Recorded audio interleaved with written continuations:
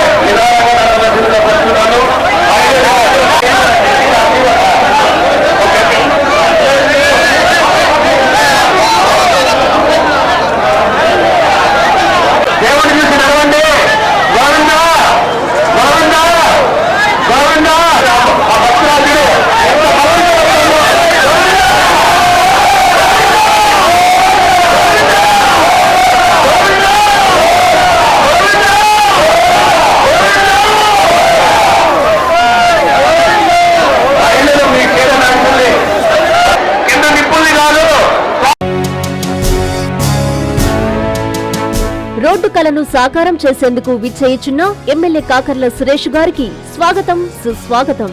ఎన్నో సంవత్సరాలుగా కొండాపురం మండలం సాయిపేట కొమ్మపాలెం రోడ్డు నిర్మాణ కలను ముఖ్యమంత్రి శ్రీ నారా చంద్రబాబు నాయుడు గారు, గౌరవనీయులు ఉప ముఖ్యమంత్రి శ్రీ పవన్ కళ్యాణ్ గారు, గౌరవ ఎంపీ శ్రీ వేమిరెడ్డి ప్రభాకర్ రెడ్డి గారు, గౌరవనీయులు ఉదయగిరి ఎమ్మెల్యే శ్రీ కాకర్ల సురేష్ గారు సహకారంతో నిజం కాబోతోంది. 3,85,00,000 రూపాయల నిధులతో రోడ్డు నిర్మాణానికి శంకుస్థాపన చేసేందుకు విచ్చేయుచున్న ఎమ్మెల్యే కాకర్ల సురేష్ గారికి స్వాగతం, సుస్వాగతం. మీ Tatikonda Anusha, telecom advisory committee Udayagiri నియోజకవర్గం సభ్యురాలు.